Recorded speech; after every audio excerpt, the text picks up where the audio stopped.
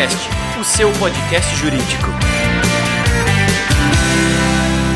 Sejam todos bem-vindos, paladinos do direito, ao Juriscast, o seu podcast jurídico. Este e todos os demais episódios estão disponíveis no Spotify, no iTunes, no YouTube, no SoundCloud ou em qualquer dispositivo com internet. Onde quer que você esteja, em qualquer lugar, tem Juriscast para você. Hoje nós vamos falar sobre um tema sensacional e muito do momento, que é o tema acordos e mediação para o mundo jurídico. E para falar sobre isso, como de costume aqui no Juriscast, nós vamos trazer um especialista, no caso de hoje, uma especialista. E ela é Camila Feliciano Lopes, cofundadora da startup MOL, Mediação Online, com background em Direito, Gestão de Equipes de Alta Performance e Business Development. Vivência nos setores varejista, educacional, saúde, financeira e construção civil. Desenvolvimento de projetos de grande relevância como estruturação de dados, criação de funil de vendas, modelo de remuneração variável, experiência com terceirização, internalização de operações, formação e desenvolvimento de times. Em resumo, temos aqui uma convidada que manja muito de mediação, manja muito de acordo, manja muito de mercado e com certeza o nosso papo vai ser de muito compartilhamento de conhecimento. Seja muito bem-vinda, Camila. Thiago, muito obrigada pelo convite. Estou bem feliz de fazer parte desse podcast. Legal. Eu também estou muito feliz de falar sobre um tema que está tão em voga no mundo jurídico, que é esse negócio de mediação, essa desjudicialização.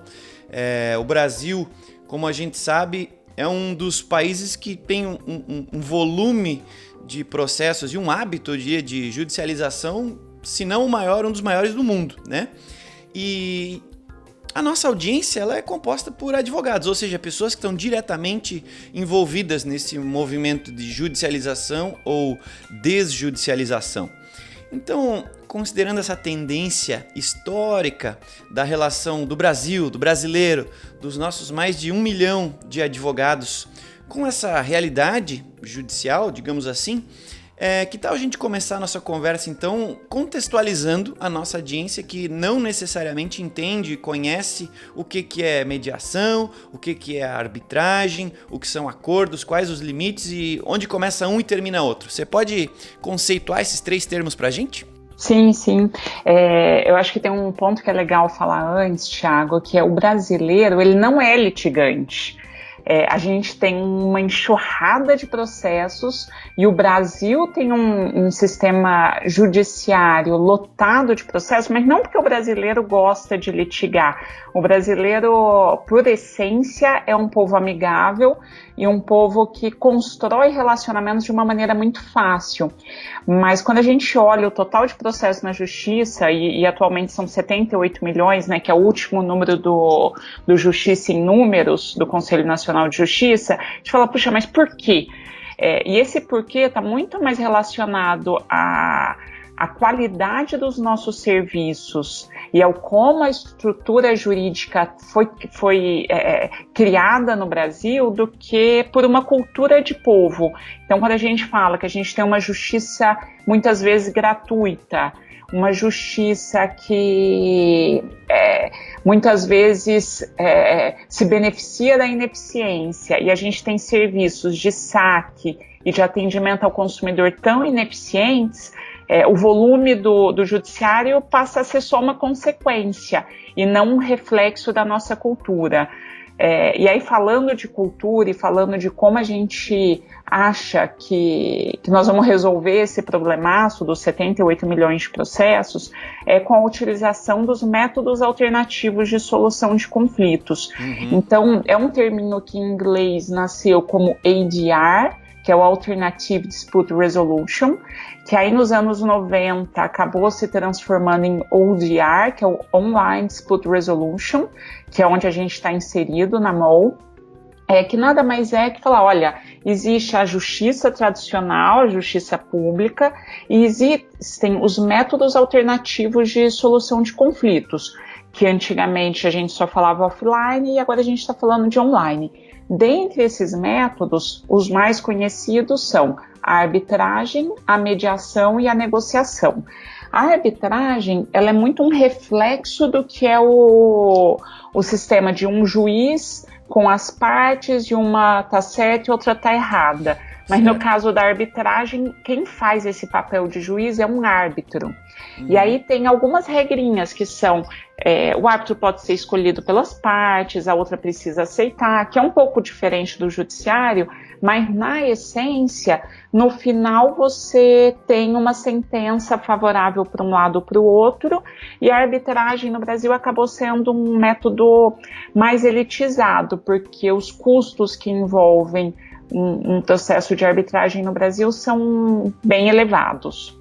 Quando a gente vai para mediação e conciliação, a gente está falando de métodos compositivos amigáveis de resolução de conflitos, onde o mediador ou conciliador vai ajudar com que as partes construam um acordo. Mas a mediação ela vai um pouquinho mais a fundo na construção de relacionamento, de pontes, e a conciliação ela vai mais para a resolução do conflito, sem entrar muito na relação. A gente até brinca, tem um exemplo bem comum, que é falar, puxa, bati no carro de uma outra pessoa, amassou e a gente não conseguiu fazer o acordo ali no trânsito. Quando que eu medio, quando que eu concilio? Eu concilio quando eu não conheço a pessoa daquele outro carro e eu não tenho nada de relação com ela, eu só preciso resolver o para-choque amassado. Agora, se aquela pessoa é uma pessoa, sei lá, é meu primo, e a gente já vinha num relacionamento turbulento por algum outro motivo, ou é meu vizinho, e a gente precisa, provavelmente na resolução desse conflito vai vir mágoas antigas e outras coisas, a gente precisa, talvez a mediação seja mais resolutiva. Precisa de uma terceira parte isenta aí para ajudar, né? Sim, sim. E aí a negociação, que nada mais é que... E aí a gente fala de negociação qualificada na MOL, que é colocar as propostas oferecidas pela empresa ou pela parte de uma maneira estruturada para que a outra tenha a maior possibilidade de acordo. Que legal, que legal. Tem bastante coisa nesse universo, bastante detalhes que diferenciam uma coisa da outra, não só no conceito, mas no método também, né? Sim, sim, bastante. E agora que a gente entendeu os conceitos, vamos falar um pouquinho de legislação, digamos assim. A partir de 2015, uma janela se abriu para seguirmos talvez o modelo europeu de apostarmos em métodos não judiciais para a resolução de conflitos. Como foi, na sua opinião, essa transformação e qual a tendência dela e de impacto no nosso futuro? Recentemente eu viajei para Portugal e eu fiquei num Airbnb e eu achei muito engraçado porque no apartamento tinha uma plaquinha onde o locador deixou falando, olha, caso você tenha qualquer problema com a locação ou com a relação com o Airbnb, favor ligar no número tal e acionar uma câmara de mediação pública. E eu achei incrível. Aí eu comecei a reparar em outros lugares e é bem comum, assim, né, o termo e recorrer aos métodos alternativos fora do Brasil é algo bem mais usual. Aqui, a lei de mediação é muito recente. Ela saiu do forno em 2015 e ela só tomou força mesmo com o novo Código de Processo Civil, que é de 2016. Sim. Porque foi o novo Código de Processo Civil que estabeleceu a cláusula de mediação como uma primeira etapa nos litígios. Então, puxa, quero litigar com alguém, agora o Código de Processo Civil fala, antes tente resolver isso amigavelmente, através de um dos métodos de mediação ou conciliação. Lógico que não é tudo que pode ser mediado, tudo que pode ser conciliado. É só o que é direito patrimonial disponível. Então, tem alguns assuntos que só o governo, só a federação pode tutelar, e outras que a gente estima aí que seja algo em torno de 60% de tudo que está no judiciário, poderia ser mediado ou conciliado. E aí outro marco legislativo muito importante, Thiago, foi a reforma trabalhista, que é de 2017, certo, que abriu um leque de oportunidades de acordos a serem feitos entre empregadores e ex-empregados. Sim. E aí quando você me fala assim, puta, Camila, qual é a tendência, o que a gente espera daqui para frente?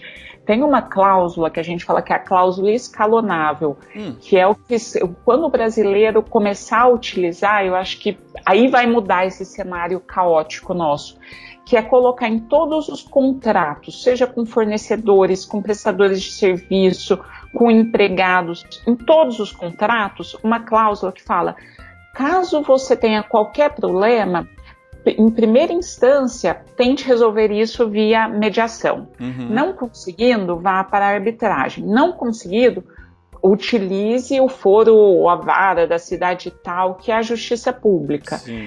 Foi isso que aconteceu nos Estados Unidos e por isso que hoje a gente olha e vê alguns estados, como a Califórnia, onde 80% de todos os litígios são resolvidos via acordos. Legal, uma boa inspiração.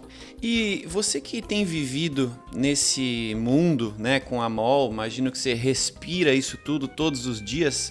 Como é que tem sido para os profissionais de escritório, por exemplo, a recepção dessa tendência de uso e aumento de uso no nosso futuro? Ela tem sido positiva ou negativa? Quais, na sua visão, são as oportunidades para os advogados e escritórios de advocacia neste momento de ampliação do uso de tecnologia e das políticas de não judicialização?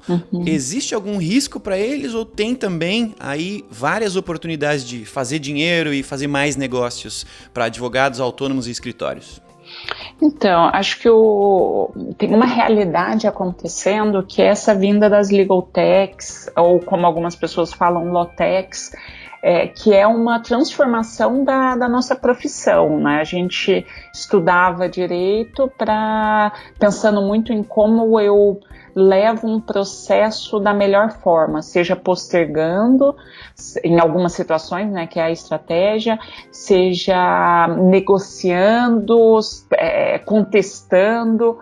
E com a vinda das startups e da tecnologia, eu acho que o que está acontecendo é uma transformação na formação do advogado. Então, é um advogado que está se tornando cada vez mais estratégico, é um advogado que está saindo um pouco daquele trabalho mais manual, mais braçal, que tudo que é repetitivo pode ser automatizado, e olhando para uma parte mais estratégica. Quando a gente fala do ODR como um todo, não só da mediação, a gente inclui os advogados, porque quando eu medio, eu estou mediando duas partes. Que numa situação onde já tem um advogado constituído, pelo Código de Ética da OAB, eu não posso negociar com a parte sem trazer o advogado. Então, os advogados são extremamente bem-vindos ao nosso fluxo de mediação, e não só bem-vindos, como são partes essenciais para que o nosso trabalho aconteça. Na faculdade, como eu disse, a gente aprende muito sobre o processo. E aí a mediação é um método que nem todas as faculdades têm essa matéria e não é uma exigência ainda do MEC. Ele dá pontos para a faculdade que tem, mas ela não é uma exigência. Certo. Então o que a gente vê é uma afinidade maior de quem se forma em direito a vir estudar mediação e ter mais esse background no currículo. E a gente, para ser mediador, não precisa ser advogado, mas a gente vê que hoje a grande parte do nosso time de mediadores é advogado. Entendi. Então tem oportunidade aí, o pessoal não precisa ficar com medo ou receio dessa tendência, é uma tendência positiva para todos nós. Sim, com certeza. Legal. Aqui na ProJuris, nós ajudamos milhares de profissionais jurídicos a tornarem-se mais eficientes em sua rotina, no seu dia a dia. Porém, a grande maioria dos nossos clientes, corporativos em especial, ainda não usufruem dos benefícios de utilizar mediação, acordos na sua rotina, nos seus processos. quais os sintomas que você detecta ou que você consegue ver geralmente que indicam que a empresa precisa ou pode passar a lucrar de alguma forma com a adoção do processo de mediação e acordos? O que está acontecendo nas empresas hoje que você olha e você diz, se tivesse com isso aqui você vai ter esse benefício? O que é normal aí que você vê no seu dia a dia? Tá. Eu acho que as legal techs, law techs chegaram e começaram a trazer informações para as empresas. Então, às vezes a gente chega numa grande empresa e eles falam, olha, eu estou capturando o processo, eu estou com a minha área de análise de subsídios muito redondinha. E aí a gente fala, tá bom, agora você tem a informação, você sabe já quando você acertou, quando você errou numa causa, o que falta para fazer o acordo? E muitas vezes ainda não existe um fluxo de acordo bem estruturado pela dificuldade entre tirar uma base de dados, enviar para um escritório ou enviar para uma plataforma de acordos e controlar esse vai e vem de informações. Uhum. Com a ProJuris, o que a gente criou na mediação online é uma possibilidade da empresa não precisar se preocupar com isso. Então ela fala, ProJuris, você já é o meu software jurídico, tanto para um caso de PROCON, quanto para um caso ajuizado, mas antes da citação, como para um caso ajuizado em diversas fases processuais. Uma vez que a empresa decide qual e quando ela quer mandar para acordo, quais são os casos, ela só faz um flag de falar, isso vai para a MOL. E aí na MOL a gente faz a esteira e devolve para o software jurídico, dizendo acordo feito, acordo não feito por quê. E aí a gente dá o tempo para a empresa olhar os dados e falar, puxa, eu preciso revisar minha política de acordo, ou eu preciso reestruturar a minha política de captura, ou eu preciso antecipar o momento que eu faço o acordo. Novamente, é um advogado do departamento jurídico ficando mais estratégico e menos operacional. Legal, essa é uma preocupação que eu ouço muito. Ontem eu recebi aqui uma reunião do pessoal da Comissão de Direito Digital da OAB aqui da cidade, e fizeram uma reunião aqui na ProJuris. Foi muito legal, porque a gente falou bastante sobre o jurídico e o seu espaço dentro das corporações, das empresas, muito escritório também. Eles precisam ser vistos como estratégico e não como custos, né? O advogado precisa se demonstrar parte da solução e não parte do problema. Então, cada vez mais eu converso com advogados preocupados em não só executar o seu trabalho, mas executar o seu trabalho deixando claro esse papel estratégico da sua rotina, da sua área como um todo. As empresas devem contar com os departamentos jurídicos e com os advogados para acelerar, para facilitar. É uma preocupação que eu percebo recorrentemente. Bom, e falando então agora que já ficou claro quais são os sintomas, né? As empresas podem estar sentindo dificuldade em organizar as informações para que assim, em posse delas, consigam encaminhar os acordos e tudo mais. Vamos falar agora de benefícios, né? Então imagino que você tem aí na MOL vários cases de sucesso de empresas, escritórios que estão fazendo acordos, estão fazendo mediação e quais são, nesses casos, e para quem está nos ouvindo, a nossa audiência tem estudantes de direito, tem advogados de escritórios, tem advogados de empresas, tem administradores. Para esse pessoal que está nos ouvindo, qual é o tipo de benefício que as empresas em geral, que os profissionais do jurídico em geral obtêm com a adoção de políticas de mediação e acordo? E falando agora de estratégia jurídica, né, de um departamento, por exemplo, quais são os indicadores que mais vão ser impactados positivamente a partir da adoção de uma política de mediação e acordo dentro de uma empresa? A gente tem o nosso target, o nosso objetivo maior é dar uma experiência que seja incrível para quem usa a nossa plataforma. E aí quem usa a plataforma é quem nos contrata, mas é também a outra ponta, que é o advogado ou cliente. Então, todo mundo do nosso time tem muito isso sempre em mente. Então, como eu ofereço a melhor experiência para os nossos usuários? E aí nós criamos, e aí vou contar aqui em primeira mão, um novo indicador de mercado que a gente chama internamente de Regeneration. Certo. Vamos aprender o que é o Regeneration.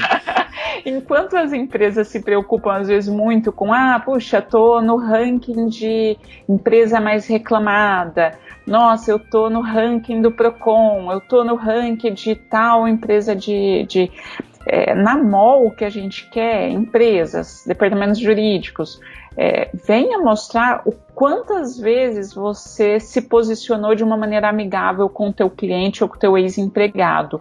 E aí aqui a gente fala de regeneration, que é como que eu regenero uma relação que estava em conflito.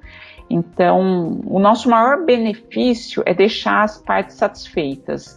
E aí, quando a gente fala de satisfeito, a gente está envolvendo um acordo com equilíbrio, que nenhuma das partes achou que, tirei o máximo da outra parte. Não é esse o nosso conceito, é como que eu faço um acordo que para ambas as partes seja o mais próximo da expectativa dela e do que é bom para ela. E aí, nesse sentido, a gente entende que quem usa os métodos alternativos reconstrói relacionamentos com o consumidor, porque muitas vezes a gente gasta tanto para campanhas de marketing, para melhorar uma reclamação ou uma exposição negativa em rede social, e às vezes se preocupa muito pouco com o que faz no momento do conflito. Normalmente o jurídico das empresas não é uma área que retroalimenta marketing, que retroalimenta saque, ouvidoria. Chegou no jurídico, chegou no final do relacionamento. E não é bem assim. Hoje você pega alguns setores como telefonia, quantas vezes você já mudou de operadora? Eu já mudei várias vezes, porque com a portabilidade a gente fala, puxa, eu mantenho o meu número. Eu vou mudar, às vezes pelo preço, às vezes pelo serviço, mas a gente muda. Agora, se ficou uma marca muito ruim, muito negativa de determinada empresa, dificilmente a gente volta, mesmo que o preço seja mais barato. Então, no momento do conflito, ter esse regeneration, a gente entende que é o maior benefício que as empresas podem ter. E aí os outros são mais óbvios, que a gente é 100% online, sendo online a gente é mais rápido, a gente tem muito foco em resultado, então todas as nossas etapas são altamente mensuráveis. Então, eu olho o funil de cada uma das operações com muita proximidade e a gente divide isso com os contratantes. Mas isso tudo é consequência do bem maior que é o Regeneration.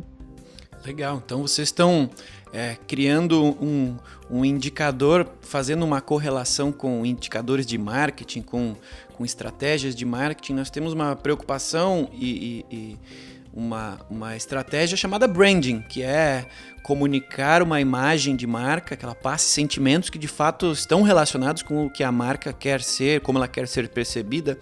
Então, esse Regeneration está indo na linha de um branding jurídico. Vocês estão inaugurando aí uma era de relacionamento e jurídico na mesma página, né? Unidos e não mais distantes, como foi até agora. Super legal. Só complementando, Thiago, todos os nossos contratantes recebem o nosso controle de NPS, né? Então a gente fala, que é o Net Promoter Score. Então a gente fala de 1 a 5, quanto que você recomendaria essa marca depois do conflito?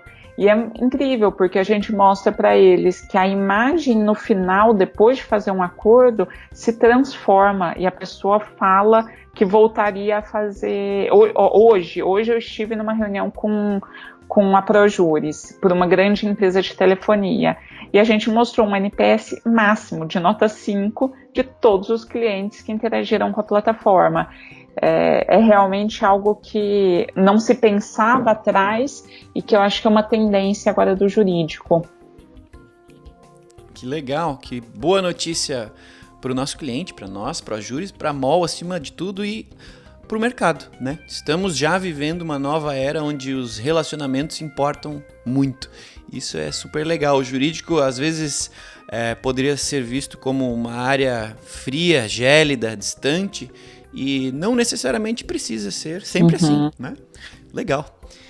Bom, para os clientes mall, né, e para os ProJuris também, os nossos produtos já estão integrados, então aperta um botão, joga os processos para mall, aperta outro botão, volta para o ProJuris com os status, tudo certo. Mas vamos falar aqui para quem está nos ouvindo que ainda não está nessa página, quem ainda não está vivendo no dia a dia os benefícios que vocês oferecem com mediação, acordos e que esse universo oferece para o mercado jurídico. Então, eu gostaria de pedir para você, como especialista no tema, se você recomenda algum tipo de material, bibliografia ou algum vídeo para que quem está nos ouvindo agora consiga sair daqui dessa audição e buscar mais conhecimento, aprender mais sobre o tema e eventualmente até começar a utilizar os benefícios da mediação e acordos na sua rotina, quem sabe amanhã, semana que vem, ou quanto antes, né? O que você recomenda para quem quer aprender mais e quer aprender mais a partir de hoje? Legal.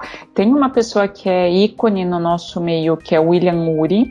Ele é um professor, é americano, ele tem um TED que é incrível, onde ele aborda bastante o caminho entre o não e o sim, e é o escritor de vários livros incríveis sobre negociação e sobre métodos alternativos como um todo. Ele faz uma abordagem bem interessante, recomendo. Outra responsabilidade nossa como mediação online é poder também criar no mercado brasileiro a cultura da mediação. Então, pensando nisso, a gente criou um blog, então é mediaçãoonline.com/blog. Lá a gente tem o maior acervo hoje do tema na América Latina. Então, são mais de 200 artigos escritos por nós, e aí a gente reúne lá obras de outras pessoas, como artigos científicos, podcasts, e uma série de outros materiais do mundo jurídico. Recomendo também dar um check na nossa página. Que legal.